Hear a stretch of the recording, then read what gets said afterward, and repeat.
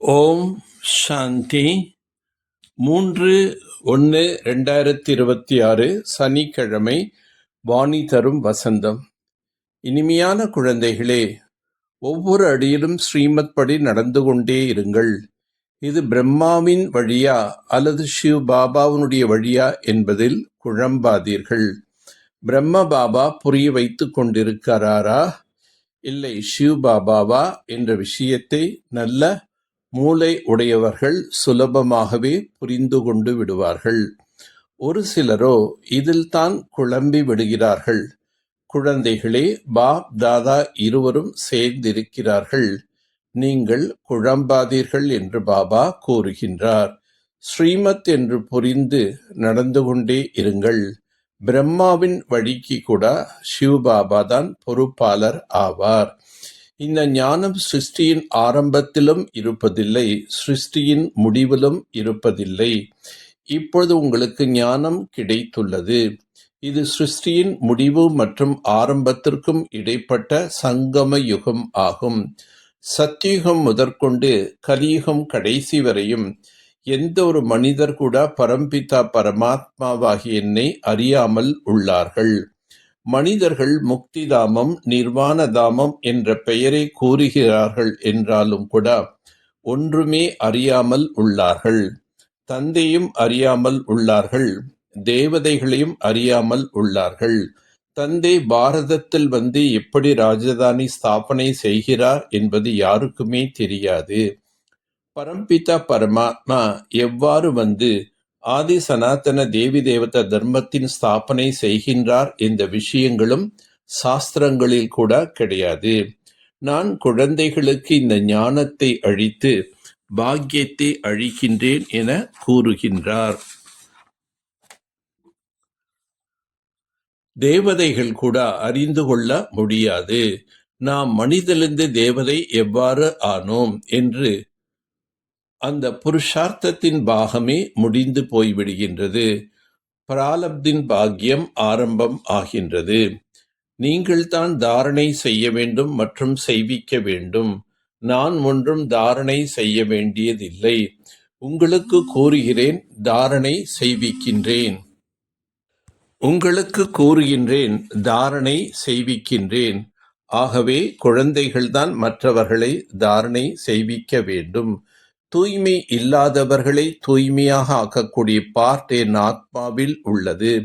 முந்தைய கல்பத்தில் என்ன புரிய வைத்தேனோ அதுவே வெளிப்பட்டு கொண்டிருக்கின்றது.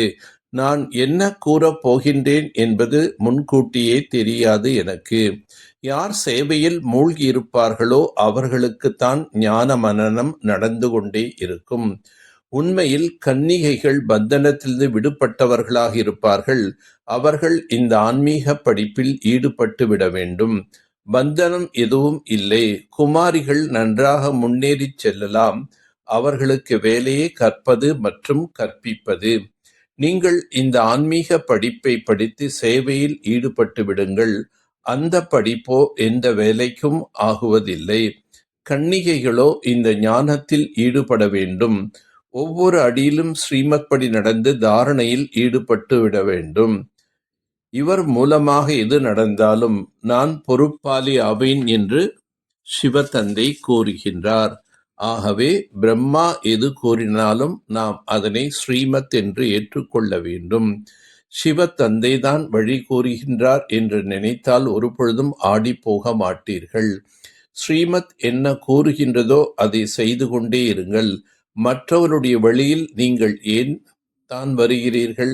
ஸ்ரீமத் படி நடப்பதால் ஒரு பொழுதும் தூங்கி விழ மாட்டீர்கள்.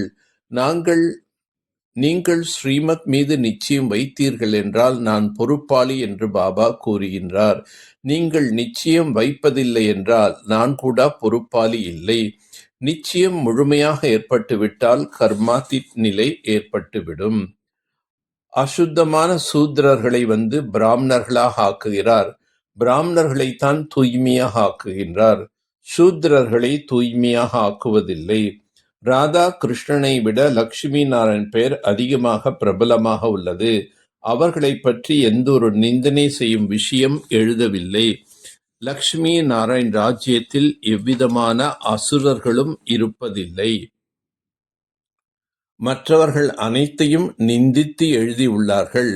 ஆனால் லக்ஷ்மி நாராயணனை நிந்திக்கவில்லை. பாபா ஞான செல்வத்தினால் பையை நிரப்பிக் கொண்டே இருக்கின்றார்.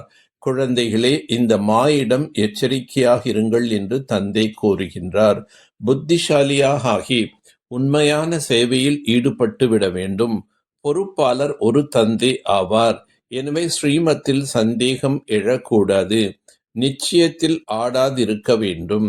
ஞான மனனம் செய்து தந்தையின் ஒவ்வொரு அறிவுரை மீதும் கவனம் செலுத்த வேண்டும். ஸ்வயம் ஞானத்தை தாரணை செய்து மற்றவர்களுக்கும் கூற வேண்டும். தன்னுடைய அனாதி ஆதி ரியல் ரூபத்தை ரியலைஸ் செய்யக்கூடிய சம்பூர்ண தூய்மையானவர் ஆகுக. ஆத்மாவினுடைய அனாதி மற்றும் ஆதி ஆகிய 2 காலங்களின் உண்மையான ஸ்வரூபம் தூய்மையாகும். தூய்மையற்ற நிலை என்பது செயற்கையானது, சூத்திரர்களின் பரிசாகும். சூத்திரர்களின் பொருளை பிராமணர்கள் பயன்படுத்த முடியாது. எனவே அனாதி ஆதி ரியல் ரூபத்தில் நான் தூய்மையான ஆத்மாவேன் என்ற இந்த சங்கல்பம் மட்டும் செய்யுங்கள். யாரை பார்த்தாலும் அவர்களுடைய உண்மையான ரூபத்தை பாருங்கள். உண்மையை உணருங்கள். அப்பொழுது சம்பூர்ண தூய்மையாகி முதல் தரமான ஏர் கண்டிஷன் டிக்கெட்டின் அதிகாரியாக ஆகிவிடுவீர்கள். பரமாத்மா ஆசீர்வாதங்களினால் தன்னுடைய பையை நிறைத்து கொள்ளுங்கள். அப்பொழுது மாயை அருகில் வர முடியாது. பெரும்பான்மை குழந்தைகள் இப்போது இரும்பு சங்கிலிகளையே வெட்டிவிட்டார்கள். ஆனால் மிகவும் நுட்பமான மற்றும் ராயலான நூல் இப்பொழுது கட்டி போடப்பட்டுள்ளது. சிலர் பர்சனாலிட்டியை உணரக்கூடியவர்கள். தனக்குள் நல்லவைகளோ இல்லை, ஆனால் நான் மிகவும் நல்லவர், நான் மிகவும் முன்னேறி கொண்டிருக்கின்றேன் என்ற உணர்வு ஏற்படுகின்றது. இந்த ஜீவன் பந்தனத்தின் நூல் பெரும்பான்மையானோரிடம் உள்ளது. பாப் தாதா இப்பொழுது இந்த நூல்களில் இருந்தும் முக்தி, ஜீவன் முக்தி அடைந்திருப்பதை பார்ப்பதற்கு விரும்புகிறார். நல்லது. ஓம் சாந்தி. ஓம் சாந்தி. ஓம் சாந்தி.